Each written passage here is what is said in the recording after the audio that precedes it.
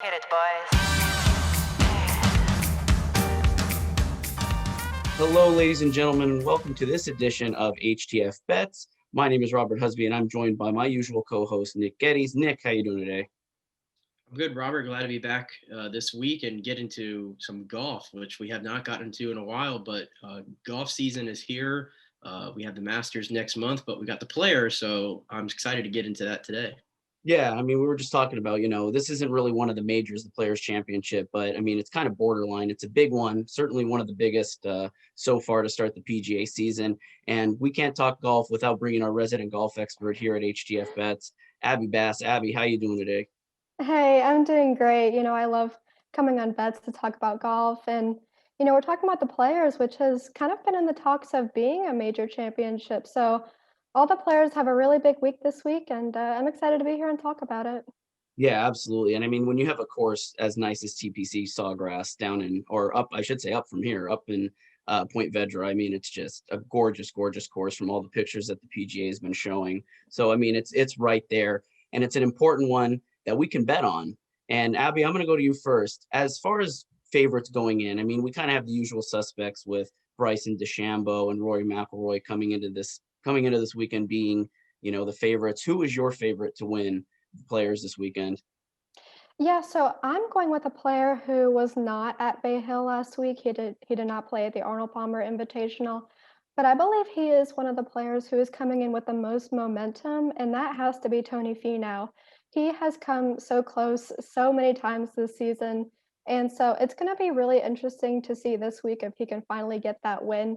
He hasn't won since 2016, so it's been 5 years since we've seen him in the winner's circle. But like I said, he is coming into this tournament very hot.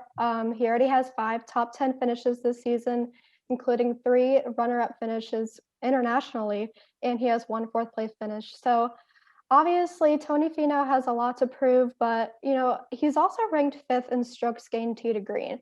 And so when we talk about TPC Sawgrass, we really need to talk about not only the driver and the putter, but the approach game.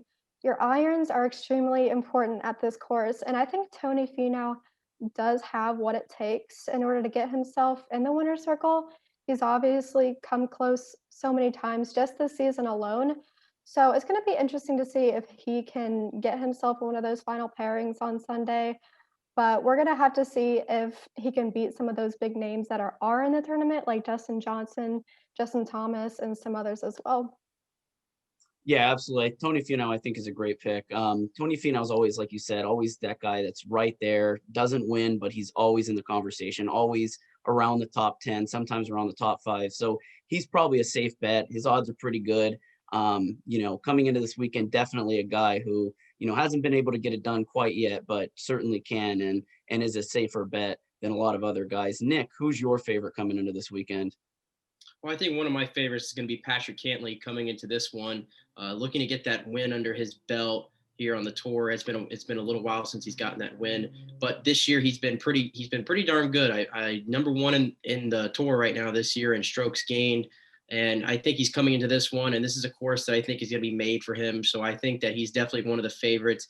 Another one of my favorites that's not being talked about at all is Tommy Fleetwood. Tommy Fleetwood was there at Bay Hill last week, and he finished in the top 10, so he had a good showing there. But he's also done pretty well here at the Players in the past 2 years. I mean, last year he was right before it got postponed, obviously with the COVID happening around that time. He started off pretty well, was in the top 5, and I think he was on his way to maybe making a push to get into that final group on the last day. So Tommy Fleetwood's definitely a guy that I'm going to keep an eye on, but I think Patrick Cantley right now, based on the way he's been playing this year, I think this may be his opportunity to break through. Yeah, and I think I have to kind of chime in there as well with Patrick Cantley. That's my favorite. That's the guy I was thinking of coming into this. I mean, this guy's been playing, again, like you said, the top golfer in the world right now. I mean, just coming into this season, he's been great. And, we're still in the early parts of it, but no, Patrick Cantley has been, really, really good. And I think if he can continue that form, I think we can see really big things out of him when it comes to some of these bigger tournaments like this, or even, going into the real 4 majors that golf offers. But I'm going to go, you mentioned Tommy Fleetwood as well.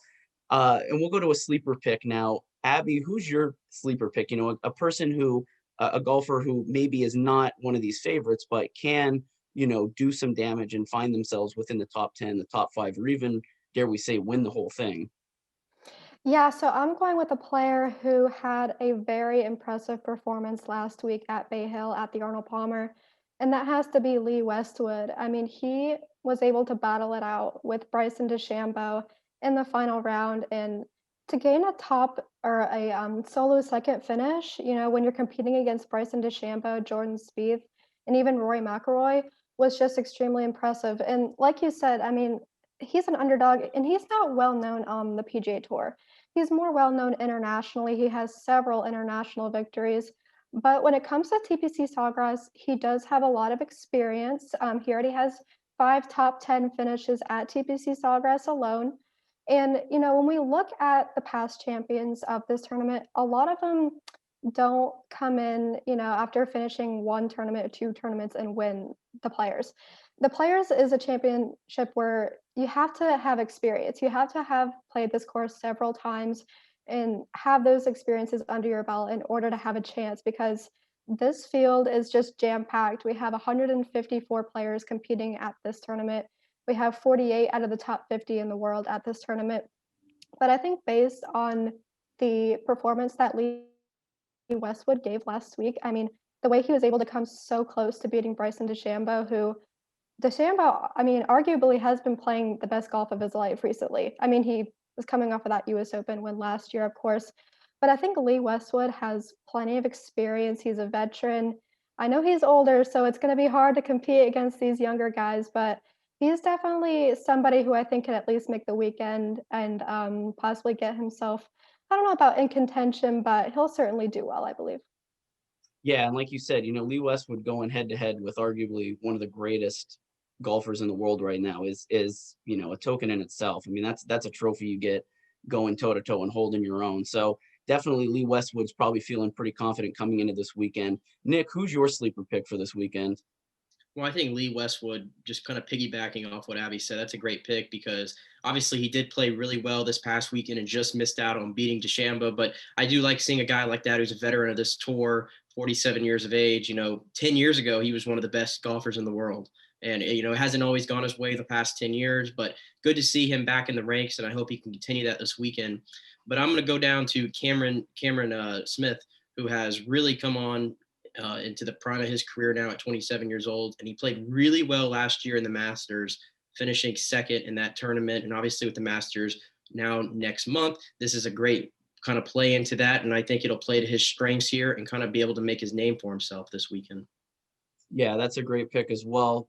Looking to make some money there too. I think for my sleeper pick, I don't know if it's a really super high sleeper pick, but it's certainly less odds than someone like Patrick Cantley, and that's Viktor Hovland. I mean, he's been phenomenal to start. I mean, he's 23 years old. He's really young. Right now, he's sitting kind of where Jordan Spieth was when he was really starting to, come alive on the PGA Tour. And Viktor Hovland's four has placed in the top 5, 4 out of his last 6 starts on the PGA. So that's a really great stat.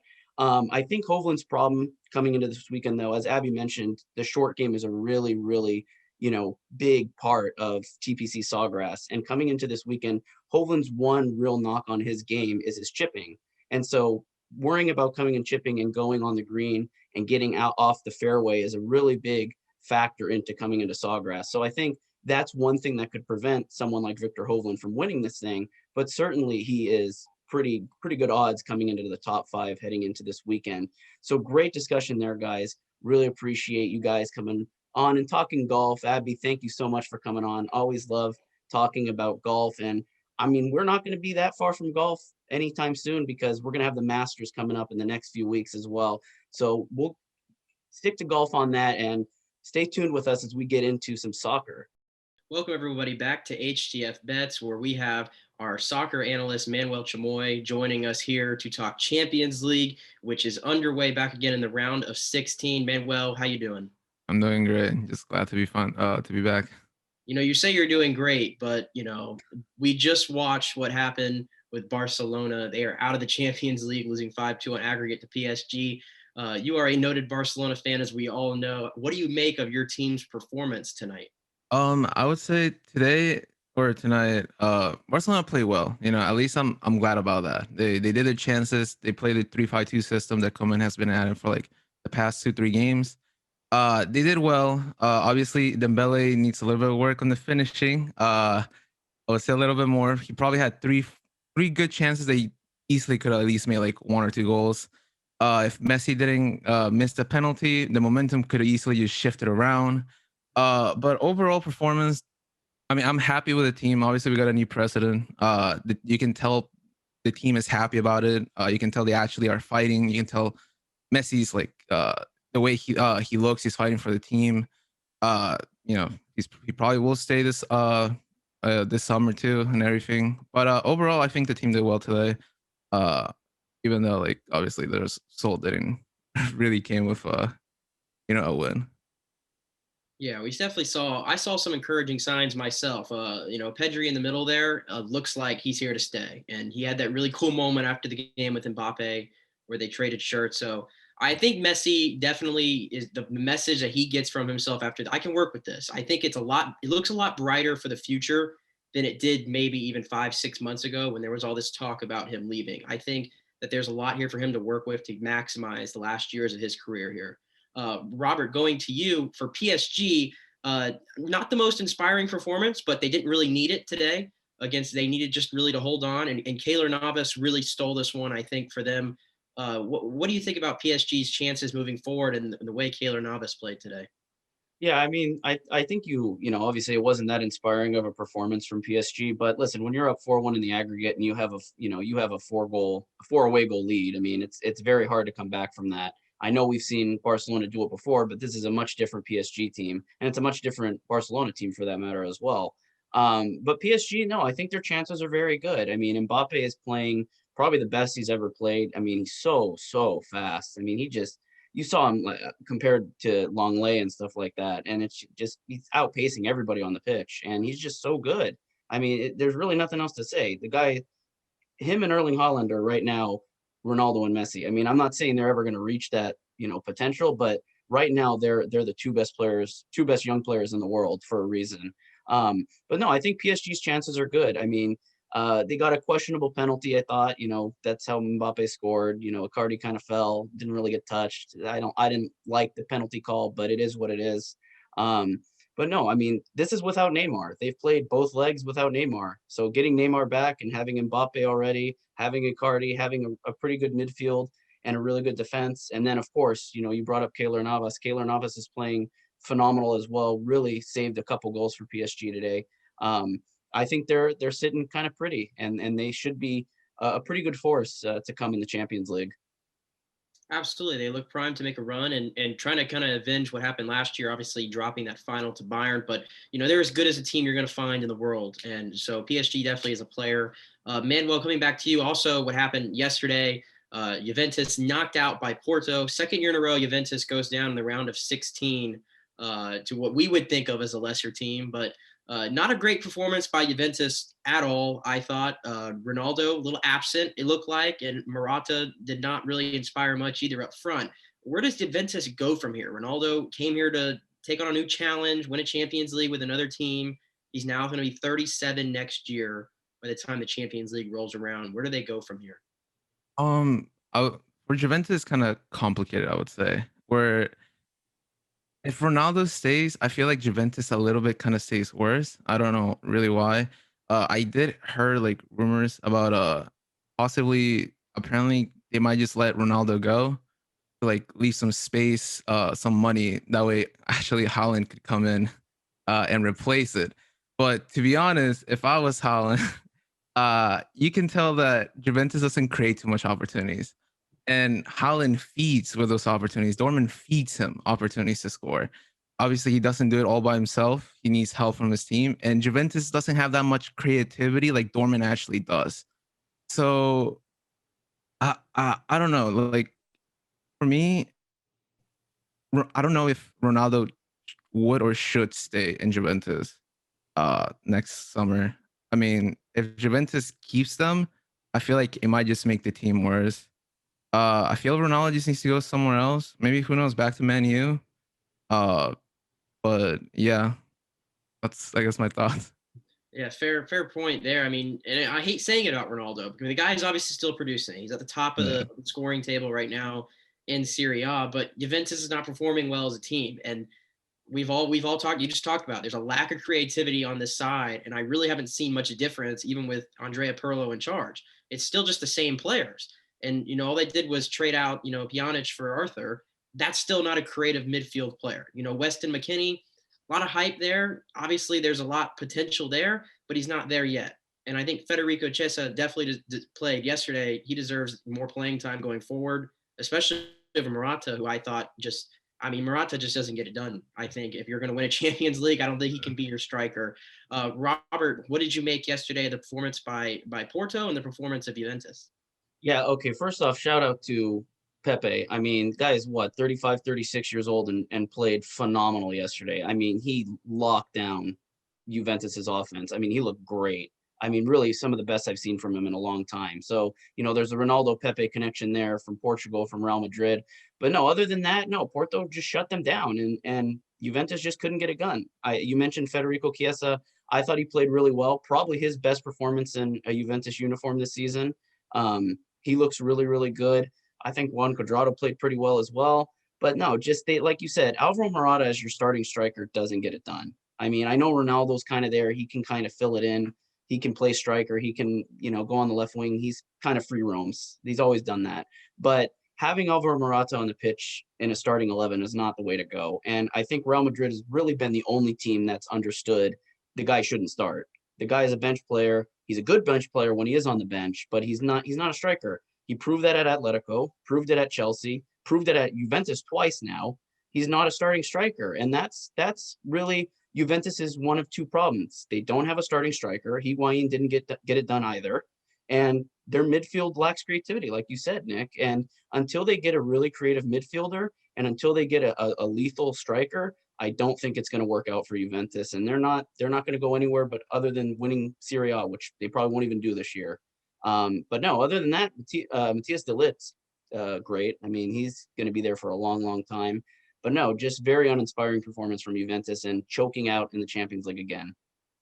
Yeah, it's just very disappointing. I thought they were going to build on what happened, 3-4 years ago when they were getting into the final. I thought, with Ronaldo, we would kind of put him at least there in that final 8. I think at least we would expect that. But they have not met any expectations whatsoever with Ronaldo there leading the team. But I'll come back to you, Manuel. Right now in Europe, it's a lot of really great teams, obviously, but I can't argue. Maybe Man City probably was in the best form until what happened last weekend against Man United. Who do you think is the favorite right now based on the way they've been playing in league and in the Champions League to win the entire Champions League? To win the entire Champions League, I would say, for me, I think that Man City and Bayern are probably going to be in the finals. To be honest, now between them two, Bayern has been looking pretty shaky in the defense as of lately, and then Man City has been looking strong, but sometimes they do have that shakiness where you don't know what could happen against, let's say, like Bayern, right?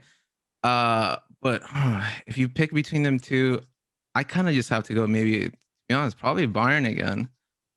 Just because as if you saw the game from Dortmund against Bayern this weekend, Lewandowski just doesn't stop scoring goals. And if as much as like Man City, let's say, scores like against them, I feel like Lewandowski is probably just gonna put another goal on top of that, and they're just gonna win it again.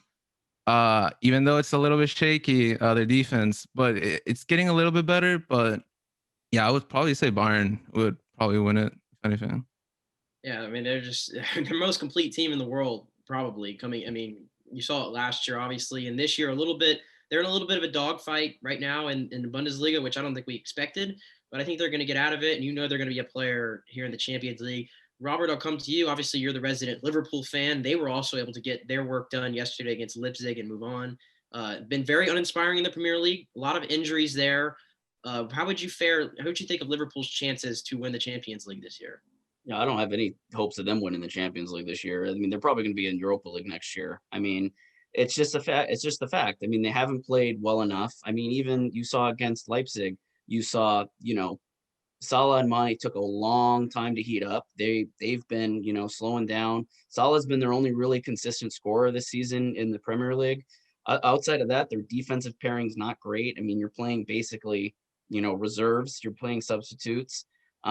It's emergency season over for Jurgen Klopp and Liverpool. So I mean, what they can do now is just icing on the cake. The fact that they got out of the round of 16 is pretty big. I mean, all things considered.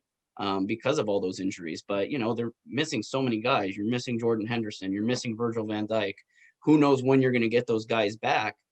You might not get those guys back. So unfortunately for now, I mean, they kind of have to make do with what they've got, but I don't foresee them when they have to play a Bayern, if they have to play a Bayern, a Man City, even a PSG, or even I'd say even a Real Madrid. It's going to be very hard for Liverpool to go far in this competition. It's going to be very, very hard. Yeah, definitely. It's too many injuries. But yeah, I think you have to have that hope a little bit. Definitely the way Salah's been playing up front. I think you'll have a chance there, but you definitely got to get some of those guys back. Real quick, I'll come to both of you real quick. If you were a betting man, this is a betting show, obviously, where do you think Erling Haaland will be playing soccer when the next season rolls around? Manuel, I'm coming to you first. All right, this sounds really biased. Really biased. Look, John Laporte is a new president. He has said that he wants 2 key signings this summer: a center forward and a big defender. Now, obviously, he said as long as he could actually buy it, because obviously our economic situation and stuff, he's gonna bring 2 big players. Now, obviously, John Laporte has been with us, in the greatest time of Barcelona history and the greatest time of football. Now, he has really good contacts with super agent Raiola. I think that's his name, right? And obviously Haaland is, one of his clients. So I'm just saying there's a little connection there where I could actually see Haaland going to Barcelona.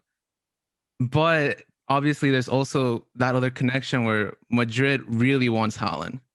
But I don't think Madrid could actually get Haaland and Mbappe at the same time. And obviously Madrid want Mbappe. So I think they can only get one. And I'm pretty sure I know which one Madrid's going to get. So Haaland's just going to be, trying to find a team. And I have a feeling it's probably going to be Barcelona. So I personally think, I know it sounds biased, but I think it's Barcelona, to be honest. I'll tell you what, that'd be nuts if we saw Mbappe and Haaland go competing rivals of Real Madrid and Barcelona, running it back, kind of like Messi and Ronaldo did. We'd be spoiled, let me tell you that. Yep. But if that's going to happen, we need to get the La Liga on some premier TV, right? So we can watch that. We do. I mean, BN's nice, but we need some good TV rights. Robert, Erling Haaland, where is he playing? Playing for Real Madrid. I'm not sure of many things. I think he could go to Man City. I know that's out of the Premier League teams. I think Man City's probably the most likely one. But no, Real Madrid is looking to rebuild this team. I mean, they haven't spent a ton of money since they signed Eden Hazard a couple seasons ago, and he's not cut it out. He's been injured a lot, and getting a true big signing like Haaland this summer would absolutely push forward their plans of what they want to do with this team. And you're set for a long time because Haaland is so young. 19 years old, 20 years old, however old he is, he's so young. So I think as far as what I've seen from the Spanish reporters, they've said, Real Madrid is looking to spend on a superstar this summer and a superstar next summer. If they can get Haaland this summer and Mbappe next summer and somehow get the funds for that, selling players, raising funds, getting sponsorships, they can do that. And, they really haven't gone on a big spending spree. So getting a guy like Haaland this summer and then getting Mbappe next summer is pretty reasonable. So, that's what it takes to rebuild a dynasty like Real Madrid. That's how you replace a guy like Ronaldo, getting a just goal machine like Erling Haaland. And, I think it's perfectly reasonable. Man City definitely has chances, but, I think Real Madrid, when it comes to it, if they are super determined to get a player of Erling Haaland's, stature, they will pony up the cash and they will compete with anybody for him. Well, I'll tell you this, being a part of the Manchester United faithful, it's no secret that we love to get our hopes up every summer and that we're going to get that top guy. And I'm going to do it again. I'm going to get my hopes up because of because of the connection to Ole Gunnar Solskjaer, obviously the Norwegian connection. I'm hoping that remains strong, but I know it's not going to work out because his agent is Mino Raiola, and that is the same agent as Paul Pogba. And he's done everything he can to get Pogba out of Man United. I don't think there's anything glaring or glowing that he's going to tell Holland to convince him. So I will get my hopes up for him and Sancho, but it won't happen. We all know it. But with that being said, we're out of time on this segment. Thank you so much, Manuel, for coming in. I love getting to talk soccer. Love it. I absolutely love it. Great segments every time.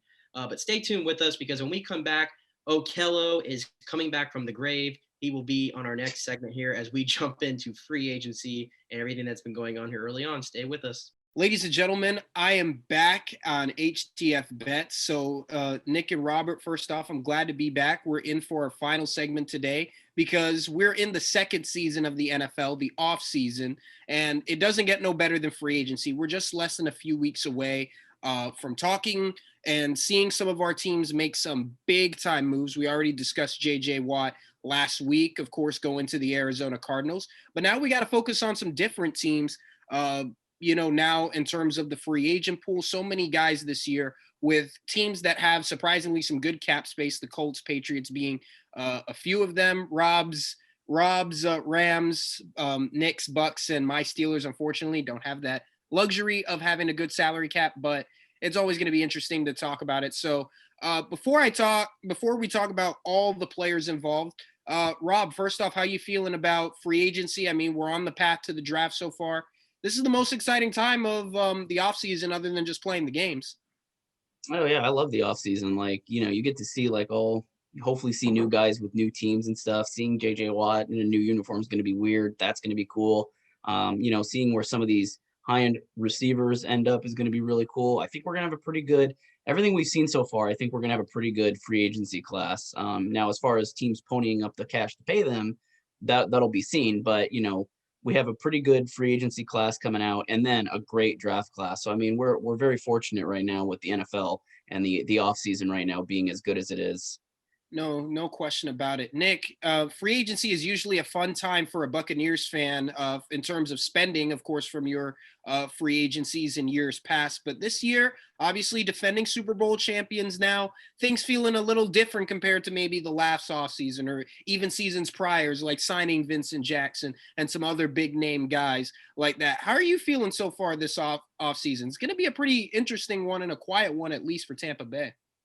Well, it's quiet in regards to bringing in new guys, I think, but keeping our old guys is obviously the priority, and we've already started with the tag with Chris Godwin yesterday. And obviously, we brought back Levante David, and he took a team-friendly discount. God bless Hank Greenberg, or Mike Greenberg rather, who is in the salary cap department for the Bucks. They've pulled it off to where Levante David's cap hit this year is $3.5 million. That is insane. And I expect them to do something like that with Ryan Jensen's contract as well and some others to kind of move everybody in there. So right now we just wait to see what happens with Shaq Barrett. I think that's the big domino to fall. Obviously Gronk too, but Gronk I think definitely is 100% coming back for sure. He's not playing with anybody else but Brady. So we're just trying to get everybody back under, and I think Shaq is definitely the last big domino to fall. Well, Tampa Bay's going for 2, Nick, and it seems like they're not stopping keeping all of their core guys together. Hopefully, maybe bring in some few faces on the cheap and hopefully to be able to run it back. But, guys, before I talk about free agency going down, we have to talk about at least one big thing that happened, and it broke this past Monday after I got done with Alex on the Hitting the Field main show, and that's Dak Prescott, of course, getting the fat contract. 4 years, $160 million, $128 million guaranteed, 75 in the first year. Nick, I want to start with you. I mean, the big question mark was Dak Prescott going to get tagged? Was the Cowboys thinking of maybe trading him for Russell Wilson? Was Dak Prescott even going to remain in Dallas after this year? With the Cowboys making this move, obviously, they're already so much. They've overpaid Amari Cooper. They've overpaid Ezekiel Elliott, DeMarcus Lawrence. With securing Dak Prescott now, are the Cowboys back in terms of NFC contention other than just the NFC East? I think they're in NFC contention because, like you said, they're definitely in contention in the NFC East because of the way it is. I think Dallas is easily the best team in the NFC East. I don't have to even blink about that, to be honest, when Dak Prescott's there. I was telling Robert earlier, I don't understand the whole contract situation with Dak Prescott. Why was this an ordeal? It was one reason and one reason only, because he plays quarterback for the Dallas Cowboys. If he played for the Atlanta Falcons or he played for whatever, the Chargers, it wouldn't have mattered. We would already have paid Dak Prescott and it wouldn't be a thing. How many guys in the league you can watch the game and see the way he plays and you know he has it? You see the stats, he's got it. The way he's handled himself off the field, at the podium, with all eyes on him in the biggest market for football in Dallas, and he has handled it and all the talk and everything. He's done it so well. I don't understand why it took this long to pay Dak Prescott, and I think absolutely, as long as Dak Prescott's your quarterback, you can piece everything else around you. And I think even though Dallas fans are going to get their hopes up every year about being a Super Bowl contender, I think Dak Prescott at least keeps them in the playoff conversation every single year.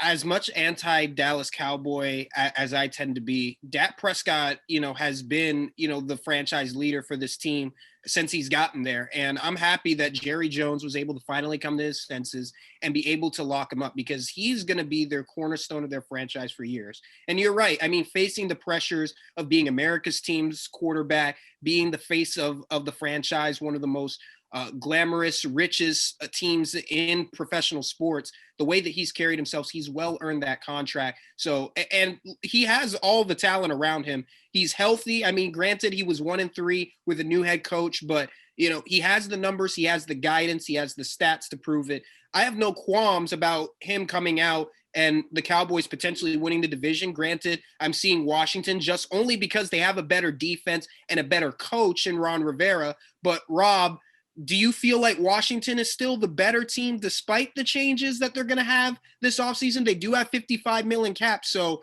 the Cowboys as the favorite right now could change, but Washington could easily creep up being one of the highest teams, the fifth highest team in terms of the salary cap.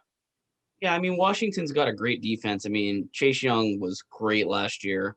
But no, I don't think Washington has what the Dallas Cowboys have. I mean, the Cowboys have always had a really good offensive line. The Washington football team now, suffer from not having a great offensive line. They don't even really know who quarterback's going to be next year. They're probably going to draft one maybe. And I mean, they're going to have a rookie at quarterback. They already cut Alex Smith. So I don't know what their offense is going to look like. They obviously have McKissick and they have Terry McLaurin. So they do have some great guys on offense, but I worry about the offensive line. I worry about the quarterback situation. Dallas doesn't have to worry about that. Dallas has an offense, Dallas has an offensive line, and Dallas has the quarterback.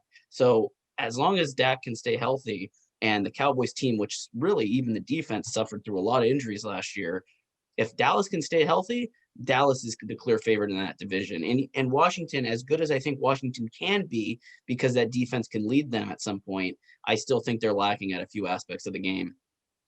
I mean, like I said, the only reason I feel like Washington is going to be the second best team in that division is because of the foundation at head coach and, of course, their defense. Dallas's defense has always been, to me, the Achilles heel, because Dak Prescott could have a crazy game, at least get 35 points, but the Cowboys are also giving up 38. So that's my only Achilles heel with it. But just real quick, Rob, other than just the division, I mean, Nick always mentioned every year Cowboys fans get their egos up. They think every year's the Super Bowl. The way the NFC is, do you see maybe the Cowboys being that team in the NFC to maybe break out and be a Super Bowl contender? No, I mean, I still think you're looking at a bunch of other teams in the NFC. You're looking at the Bucs. You're looking at even, the 49ers probably when they come back from injuries. You're looking at the Rams. You're looking at the Green Bay Packers. You're looking at a lot of other teams before you're looking at the Dallas Cowboys. So I agree with Nick. I think you're looking at them, for the NFC East, because it's such a bad division and it really is showing no sign of turning around outside of Dallas and maybe Washington. But no, the rest of the NFC, I think, has a lot of really good teams that are just better than Dallas right now. A lot of teams that definitely have to shape up. So let's stick in the NFC. Nick mentioned, of course, Shaq Barrett being a potential free agent. I want to start off with my number one free agent, and that's 49ers offensive tackle Trent Williams. Obviously, last year traded from Washington to San Francisco. His contract is up. Nick, I mean, Trent Williams is, if not one of the most underrated and probably one of the best offensive line in the NFL. Do you maybe see him staying in San Francisco? He does have an opportunity to get paid. Granted, he's 33. That's pretty old in terms of an offensive line. But, I mean, seeing some of the money that certain guys have gotten, what do you maybe see Trent Williams getting, and where do you see him going? I think San Francisco would definitely like to keep him, but they are so up against the cap right now. So up against the cap. I don't know who else they can really pay. And I mean, they just have such a young roster too that still has to get paid. So there's a lot of moving factors there before. I mean, it sounds crazy because left tackle is the second most important position in the NFL, in my opinion, before they get to Trent Williams, because I think it's a very deep tackle class this year. Definitely a guy they can get the back end of the first round or the middle of the first round, which is where they are. But a team I'll throw out there to keep an eye on is a Cincinnati. They've got to protect Joe Burrow. They've obviously got money. They have that pick in the top 5, and I think we're all just assuming they're going to take Penei Sewell or Rashawn Slater with that pick, but they have so many other holes that they need to fill. I mean, why not spend a little money on Trent Williams? Yes, he's 33, but we've seen guys play at his level, play well into their late 30s. Example, Andrew Whitworth, right there in front of you. So with that being said, I think Cincinnati, maybe they would, just Trent Williams want to go to Cincinnati. That's also something he's got to think about. He played with tumultuous Washington for years. Is another tumultuous franchise after having a nice stability there in San Francisco. So it's going to be up to him. But I think it wouldn't hurt Cincinnati to call and get Joe Burrow, an established guy, rather than putting, a rookie right into the fire. Oh, I definitely could see Cincinnati there. I'm just not too sure because, for Trent Williams at this position of his career, I'm not sure if money is important because I think Washington had paid him a lot of money in years past. Rob, what contending playoff team do you see maybe Trent Williams being of service to? Oh, man, I don't know if any of them can really afford him, to be honest. I mean, at 33, he might not get a ton of cash, but, I think ideally if any of the bigger teams that can afford a guy like that can keep him, I think it's the 49ers keeping him. I think that's the most likely if you're talking about any of the contention teams. I agree with Nick about the Cincinnati thing because Burrow does need somebody to protect him. That's the one thing he's missing. I mean, the poor guy's knee got tore up last year. But, the 49ers, I think, are definitely would be the most likely of any of the contending teams or more than likely contending teams to keep a guy like that around. Obviously, they don't have the cap because they're splashing it so much on their defense. But, if, they make some moves around, perhaps they can, get, especially as smart as John Lynch is, I think you can get, the cap you need to get a guy that is important to your team. And, you can keep him for longer than a year. No, I would love to see San Francisco. Like I said, it's a team that's dealing with cap hell, just like the Rams, just like the Bucks, and just like my Steelers, of course. I'm going to throw one team out there who just recently made a move, the Minnesota Vikings. They recently cut Riley Reef. I think they have enough cap space now, getting rid of his $11.5 million in salary. They need to protect Kirk Cousins. I think that if it's been an Achilles heel for the Vikings, at least to get back to where they were a couple years ago when they were literally a quarterback away from going to a Super Bowl in the NFC Championship game, they got to fix that offensive line. And I think if Trent Williams can come to Minnesota, he could be that buffer that becomes a huge part of maybe the resurgence of Kirk Cousins and that offense. Let's go to the NFC North. Aaron Jones, he's one of the biggest backs in free agent. Rob, I mean, 3,000 yards and 30 touchdowns over the last 2 seasons, peak efficiency, explosiveness. He's been linked to the Miami Dolphins. The New York Jets have also been linked to him. Where do you see Aaron Jones going, and how much money do you expect teams to pony up for him if he's supposed to be, quote unquote, the best back in the NFL, one of the top 5 backs in free agency? Yeah, I mean, it's going to be controversial paying a guy like Aaron Jones a lot of money, even being, one of the best running backs in the NFL, just because it's controversial to pay running backs anything in this league anymore. I mean, running backs have become the most common position right now where you can literally go into the draft and find an elite running back in even the second or third round. I mean, it happens, you see it happen all the time now.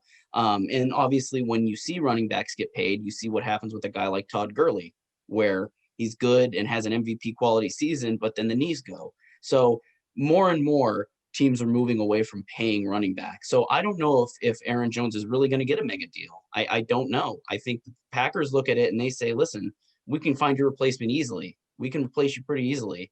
And that's saying something, that is saying something. So I don't know if even a team like the Dolphins, when they have another first round pick and they can go and get Travis Etienne or something like that, why even spend the money on a running back? Now the Jets might just because the Jets have to be a little bit more cautious with their picks and they have a lot of other needs. So I could definitely see the Jets taking a check out on Aaron Jones. Now, does he want to play there? Who knows? You're coming from Green Bay to a terrible team like the Jets. But no, I think definitely one of these more basement teams are going to be looking to spend the money because they, have that position and they'd like to address that with money rather than, something they need like offensive tackle, quarterback, something else. Well, I'll just say this. It's a surprise to me how the Jets have had a resurgence in cap space, especially 2 years ago when they went on a huge spending spree to sign Le'Veon Bell and CJ Mosley and get Kelechi Osemele, and to be able to lose all that dead money and get it back. And I know you say, Rob, that the Jets are very bad, but I mean, I look at the situation now with Robert Saleh, and I feel like this is a team that a lot of players would want to play for. And he does show a lot of promise. But I want to ask this question to you, Nick.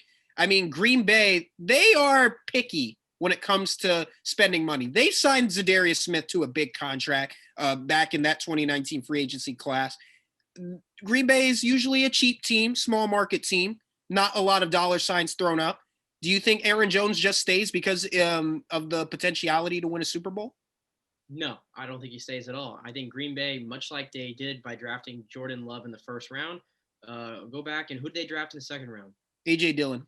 There you go. They answered the question for you right there. They're answering that in their draft picks. And A.J. Dillon, we saw a little bit of him, enough for me to be convinced that I think he deserved a shot. And I mean, look at the guy's legs, for crying out loud. I mean that enough. I'll take a flyer on him. So I think A.J. Dillon is definitely who they're looking at to be in that position. And I don't think Green Bay's ever wanted Aaron Jones, if I'm being honest. I mean, go back to even 3 years ago.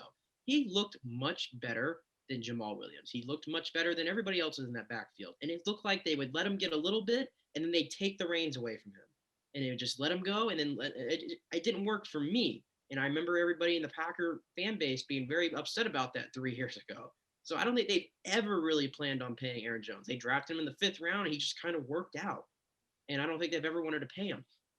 I think a team that I think is not being talked about enough to pick up his services are the Bills. The Bills' Achilles heel last year, they couldn't run the football. They couldn't do it with Devin Singletary. They couldn't do it with Zach Moss. I don't think they're in the interest of waiting around for one of those two to develop because they were a game away from the Super Bowl last year. It's time to strike hot. They got a little bit of money. They're not exactly up against the cap. You don't have to break the bank for a running back that just hit the market at 26 years old like Aaron Jones. I think that the Bills should definitely go after Aaron Jones, and I think it's going to put them one step closer to beating Kansas City.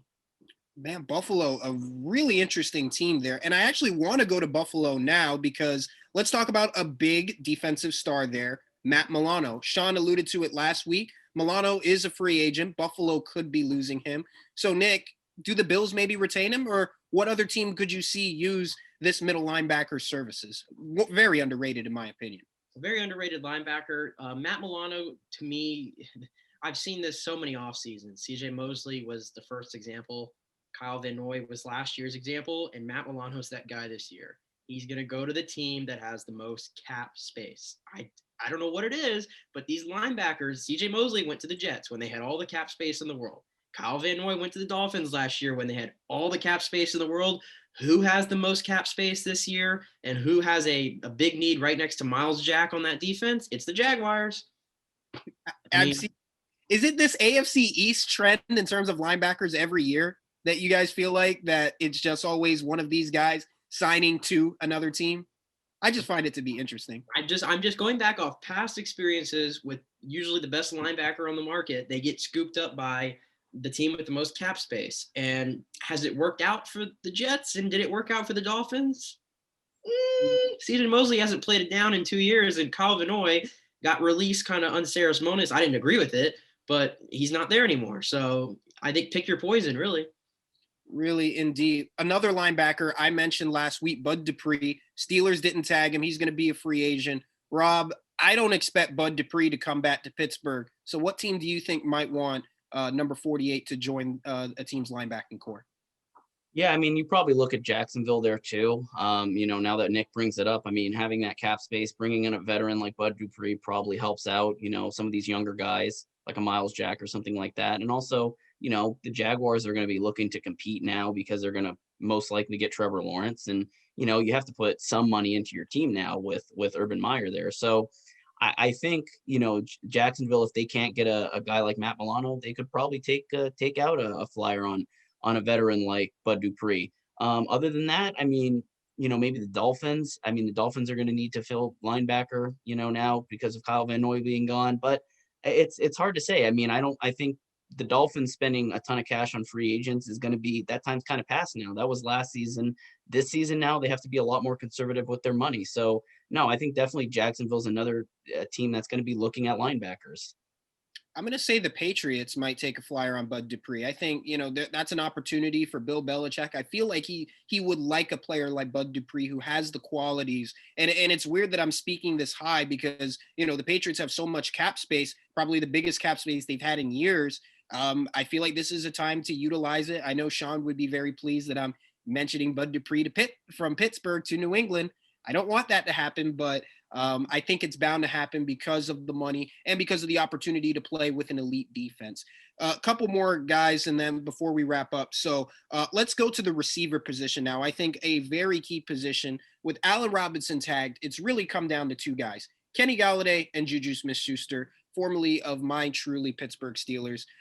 Rob, this is where it gets tough. I mean, you're looking at two highly good receivers who wear the same number, different production. You get one guy who's a good slot, really a number two, not really as good of a number one. And then you have a guy who put up as similar numbers as Calvin Johnson in 47 games. So let's talk about Kenny Galladay first. I mean, he is clearly a wide receiver one.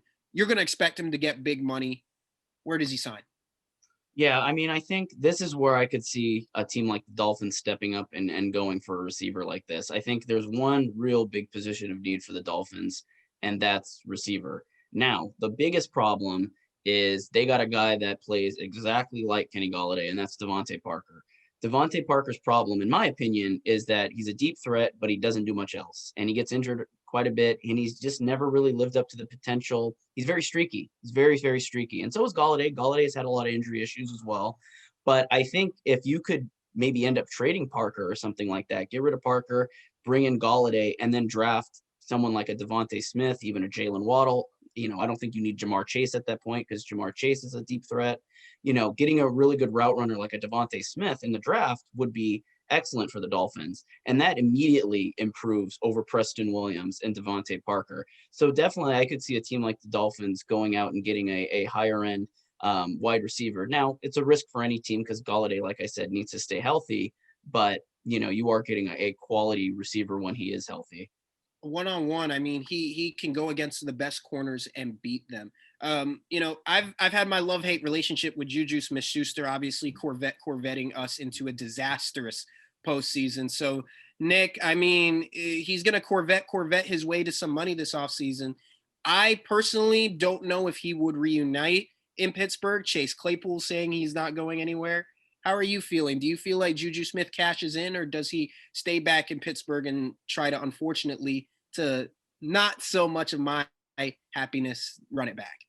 I think he's gone. I think Mike Tomlin is done with him, personally. I don't think this is a Mike Tomlin. Anytime there's been drama, I think Mike Tomlin has proved he's going to get rid of the drama. And you can debate till the cows come home whether or not the TikTok video, this and that was drama. The bottom line, it brought in unwarranted media that the Pittsburgh Steelers did not need this year, that they don't need any year based off what has happened in the last 5 years with that organization. Juju Smith-Schuster, to me, feels like a kind of guy that would do well on the West Coast, and that's why I'm saying he will be a Los Angeles Charger, because Los Angeles seems perfect for somebody like Juju Smith-Schuster to have fun on TikTok. So, and with that being said, I also think he's been playing with Big Ben and his decreasing arm lately. How about go get the guy that has one of the top 5 strongest arms in the league in Justin Herbert, and an offense that has badly needed a wide receiver too for how long now? Because Mike Williams, while I think I shouldn't even say could be that guy. It's past could be that guy. He can't stay healthy. This is what Mike Williams is. They need somebody there next to Keenan Allen. And while I do question a little bit of the fit, because Juju Smith-Schuster is not all that different than Keenan Allen, the way they play, neither are a big deep threat. I do like that Juju Smith-Schuster going there, getting more opportunity as a number 2, which I think he should be. So I think the Chargers, they have a little bit of money to spend, and I think they would do so by saving on Hunter Henry and bringing in Juju Smith-Schuster. You know, one team I'm going to throw out who I feel like we haven't talked about all day, who has the 3rd highest salary cap, the Indianapolis Colts. They got to bring help for Carson Wentz, because we don't know how T.Y. Hilton is going to be. They have Michael Pittman Jr., and they have some good guys, quality to help around. But I think to solidify Carson Wentz, because literally the Colts they have a great offensive line. They have Jonathan Taylor as a certified running back and Nyheim Hines to be a double punch too. So with Carson Wentz as we discuss here, to be the franchise quarterback for Indianapolis, you got to get him some help. Now, granted, I love the fit in Chargers because, of course, he went to Rob's USC. It'll be a homecoming for him. I feel like he'll play well, but I'm looking at for opportunity for him to thrive.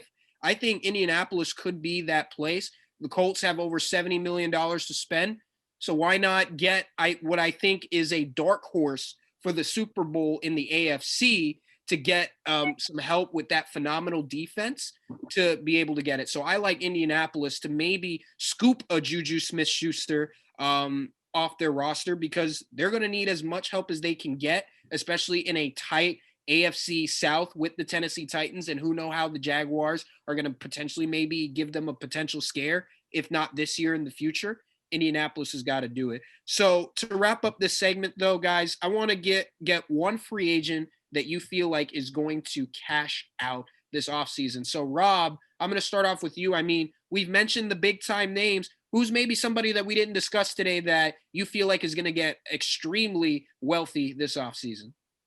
Yeah, off the top of my head, I can't really think of anybody we didn't mention, but no, I think as far as who we did mention, I think Gallany is probably the more than likely the one that's going to get paid. I could see Aaron Jones just because he's 26, but like I said, I think it takes the right team. Running backs aren't a hot commodity as much as they were, so I don't know if teams are going to be as willing to put up the money. But no, I think a guy like Gallany is probably going to end up getting paid pretty dang well. He's in the prime of his career. Again, injury issues, but he's a great receiver. So I think he's the one that's probably going to get paid out of everybody else. Nick, there's Jadeveon Clowney. There's Matt Judon, Yannick Ngakoue. We also have Will Fuller, another good receiver who, if he had stayed healthy and stayed off the drugs, we could have maybe seen him cash out very, very wealthy. But do you see any of them maybe getting overpaid, or maybe do you see maybe a player like Will Fuller get underpaid? I think of all the names you said, the most intriguing, not intrigued by his play, because it's been pretty average the last couple of years, is Jadeveon Clowney. I'm interested to see what does he value of himself, because he didn't do a lot this year to prove that he was worth holding out for all that money that you saw just steadily drop last year. I believe it was $13 million he signed with. I wouldn't give him more than 10 personally. I don't know why we're paying edge rushers that much money to get 3 sacks like he did with Tennessee. So intrigued to see what he's going to get. But one guy that we haven't mentioned, no surprise there why we haven't mentioned him, but I think he's going to cash out, as Corey Linsley. He might have been the best center in football last year. Her on Green Bay, they are not bringing him back. They're going to try. I don't think they will end up bringing him back. He's a guy that could push towards $15 million a year at that center position. Ryan Jensen's a notable one that got signed 3 years ago by Tampa, and he came out $11 million was his cap hit. I think Corey Linsley is going to go north of that by at least $3 to $4 million. So I think Corey Linsley is in for a big payday, and I don't think it's going to be in Green Bay ultimately. 2 guys that I'm looking at in terms of I think who are going to get paid at the highest at their position. Hunter Henry, because I feel like he is a great tight end. I don't know if the Chargers do keep him. They do have the 9th highest salary cap in the league, but for him, he wants to play with the best quarterback. To which team, that has yet to be seen. I'm not sure really of a lot of teams. Maybe, like I said, the Colts could maybe use a tight end. I don't know if he would be comfortable with playing with Carson Wentz, but the potentiality of that team. And I'm going to go from Rob's Rams and Leonard Floyd. I think, this year getting a chance to play with Aaron Donald and Dante Fowler has upped his stock. And I feel like this is an opportunity to show Floyd, because I feel like he doesn't get talked about as one of the top 10, top 15 defensive ends in the league. He did well with Chicago. He came into the Rams on a low salary, and he balled out this year. Granted, overshadowed by Aaron Donald and Jalen Ramsey, but Leonard Floyd, man, I mean, just be aware. I think that he's starting to prove that he could be that guy on defense to carry a team. I would like for him potentially a team that I'm looking at because of my salary cap tracker. The 49ers, like I said, because they do, like we did say that they're up against the cap, but I mean, they have 28 mil. So that's money that could be spent to already bolster a great defense with Solomon Thomas and Nick Bosa. So, look for Leonard Floyd. I know, Rob, I mean, how are you feeling? I mean, I've never heard of maybe a team signing within a division rivalry, but I mean, I don't think the Rams are going to bring back. They're already too much up against the cap as it is. Yeah, I mean, probably not. I mean, Floyd was really good this year, but they replaced Dante Fowler with him, so they can replace Leonard Floyd too on a cheaper deal. So I don't think it's a huge concern for the Rams. No, like I said, I think Leonard Floyd, some really good options. Like I said, Minnesota could be in the mix. I look at a team, like I said, the Colts could already bolster what is a great defense with Darius Leonard and Malik Hooker. So I'm looking forward to that. But to wrap up this segment, guys, we talked about all the teams that have, who the players that are going to spend well, but some of the top teams that are going to spend out. We mentioned the Jaguars, 76 million in cap, the Colts, 70 million. Nick, give me one team that's either high or low in the salary cap that you feel is going to find a way to spend some money and make some wheeling and dealings this offseason. Yeah, I mentioned it a little earlier. I think it's maybe Buffalo. I think it's time to strike when the iron's hot. Like I said, they have a little bit of money to play with, and I think maybe a little restructuring they can get in some other guys. But obviously, by releasing John Brown today, that's more cap relief for them. So their cap space might be a little bit higher now than the 19 million that was reported earlier today. So Buffalo is a team that I think is want to go for it now to get closer to Kansas City. So I think they're going to do everything they can to get there. Rob, your Rams lit the dynamite to start the free agency boom. Do they continue it, or do you see maybe another team that gets us hot for it? No, I don't think the Rams are going to be spending a ton of cash. I mean, they'll replacing guys here and there and through the draft and all that. But no, I think the only other team I could see spending a lot of money is Jacksonville. Got a new head coach. You got, you're going to have a franchise quarterback, so you got to start surrounding that team with a lot more talent, and you can address that through free agency and the draft. So I think they're going to be a team to watch in free agency. Two teams, Carolina Panthers, because I feel like they're going to make a lot of moves this offseason. They're going to change quarterbacks for sure. Teddy Bridgewater is on his way out, and this team, they got good pieces around. They just need to solidify more around Christian McCaffrey. Granted, if they are in the Deshaun Watson sweepstakes, I feel like they're going to bolster enough that they can in the cap salary to do it. And then I just want to make this declaration to the Pittsburgh Steelers. Please do us right this season. Please. I don't know how much money we have. We made Ben Roethlisberger take a huge pay cut to save this team. So I am asking you, if you do this right this season, please help me that I could feel something instead of dead that I felt this offseason, because I am sick of thinking that every year is a Super Bowl year when this is the time. So I'm hopeful Pittsburgh will send something. We're cheap. I admit that. But I'm hopeful that this is the year that maybe Pittsburgh does something other than just what we did last year with Eric Ebron.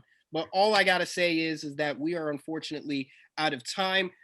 Rob, Nick, thank you so much for letting me back on today. I look forward to coming back with you guys next week as we talk a little NHL, MLB, and of course, fantasy basketball another week at Club Pena, where we're going to be serving up more L's within the weeks to come. Everybody stay blessed, stay good, and thank you for tuning in. See you next week. Hit it! That's what I'm talking about. Wait! Okay, now, from the beginning. Hit it, boys.